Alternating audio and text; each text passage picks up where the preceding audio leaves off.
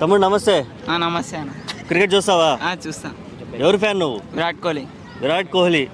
Okay, మరి ఏంది విరాట్ కోహ్లీ మరి టెస్టుల మ్యాచ్ల్లో ఫెయిల్ అవుతున్నాడు, అందరు రిటైర్మెంట్ ఇవ్వాలంటున్నారు. ఏమి అన్న కొంచెం మంచిగా ఆడతలేదు, కొంచెం మంచిగా ఆడిన అనుకో సూపర్ ఆడతాడు. 50 సెంచరీలు ఎట్లా వేసినా అట్లా వేస్తాడు. ఆస్ట్రేలియా మీద కొంచెం బ్యాలెన్స్ తప్పిండి, అంతే కొంచెం ఏజ్ అయిపోయింది. లేకుంటే 2018లో వచ్చో ఓపించింది, అట్లా ఓపిస్తాడు విరాట్ కోహ్లీ. మళ్ళీ స్లెడ్జింగ్ చేస్తారు, కొంచెం చూసుకుంటున్నాం.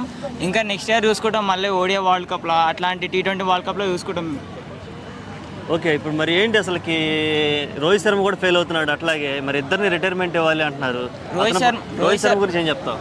రోహిత్ శర్మ కూడా మంచిగా ఆడతాడు అన్న, కానీ అతన్ని ఓపెనర్గా దింపకుండా లేకుంటే నెంబర్ 6గా దింపినా కూడా బాగానే ఉంటుంది. ఓపెనర్గా నితీష్ రెడ్డి కుమార్ని దింపినా బాగానే ఉంటుంది.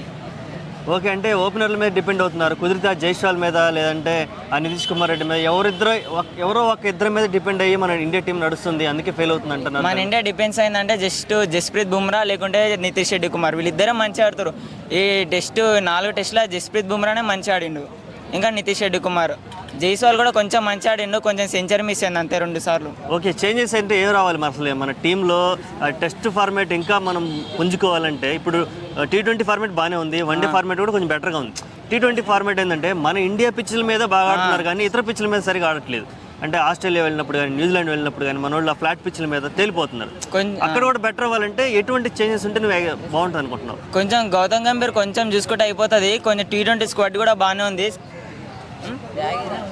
సూర్యకుమార్ యాదవ్ కూడా కొంచెం మంచిగా ఆడుతున్నారు, అతని క్యాప్టెన్సీలా కొంచెం బాగానే ఉంది, అందరు కొంచెం బాగానే ఉన్నారు. ఇంకో అది T20 వరల్డ్ కప్ చూసుకోవాలి, ఇంకా 2027లో ఎట్లా ఆడతారో చూడాలి. ఓకే, ఎక్స్పెక్టేషన్స్ ఏంటి? నెక్స్ట్ రాబోయే ICC ఛాంపియన్స్ ట్రోఫీ ఉంది, అలాగే WTC ఫైనల్ ఉంది. తర్వాత చూసుకుంటే 2025లో T20 వరల్డ్ కప్ రావచ్చు అనుకుంటా. IPL కూడా ఉంది. IPL ఇవన్నీ ఫార్మాట్లు ఉన్నాయి కదా. మన ICC ఛాంపియన్స్ ట్రోఫీ మన ఇండియాలో జరగబోతుంది అనేది ఉంది. పాకిస్తాన్లో జరుగుతుంది. పాకిస్తాన్ కండక్ట్ చేస్తుంది, కానీ ఇండియా మ్యాచ్ల వరకు దుబాయ్లో జరుగుతుంది. మన కప్పు కొట్టే అవకాశం ఉందా ఈ టీం తోటి? మన ఇప్పుడు రోహిత్ శర్మ కెప్టెన్సీలో ఏమైనా పాసిబుల్ ఉందంటావా? పక్క 100% కప్పు కొట్టచ్చు, ఎందుకంటే 2023 ఓడియా వరల్డ్ కప్లో స్క్వాడ్ ఉన్నందుకే అది మొత్తం దింపిరు అనుకో కొంచెం మంచిగానే ఆడతారు. అంటే ఇప్పుడు జైస్వాల్ని దింపాలి, ఓపెనర్గా జైస్వాల్ని, రోహిత్ శర్మని దింపాలి. తర్వాత నెంబర్ 3 విరాట్ కోహ్లీనే ఉండాలి, KL రాహుల్, శ్రేయసర్, ఇంకోటి కొత్త నితీష్ రెడ్డి కుమార్ని కూడా దింపితే చాలా బాగానే ఉంటుంది.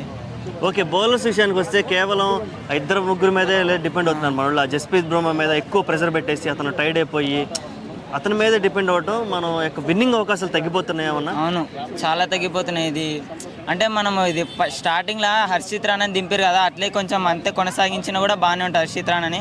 కానీ హర్షిత్ రాణాని తీసేసి మొహమ్మద్ సిరాజ్ని కూడా దింపారు. సిరాజ్ కూడా బాగానే వేస్తుంది బౌలింగ్. ఇంకొంచెం హర్షిత్ రాణా, షమ్మి వస్తే బాగుంటుంది ఇంకా మనకు.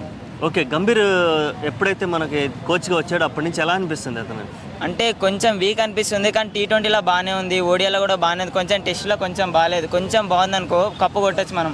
ఓకే, ఎవరైతే ట్రోల్స్ చేస్తారో, నెగిటివ్ కామెంట్స్ చేస్తారో విరాట్ కోహ్లీ గురించి వాళ్ళకి ఏం చెప్పాలనుకుంటున్నాం? అంటే మేమేం చెప్పమన్నా, ఒక్కసారి విరాట్ కోహ్లీ సెంచరీ కొట్టిన అనుకో, దాని తర్వాత మేము విధ్వంసం చూపిస్తాం ఏంటిదో.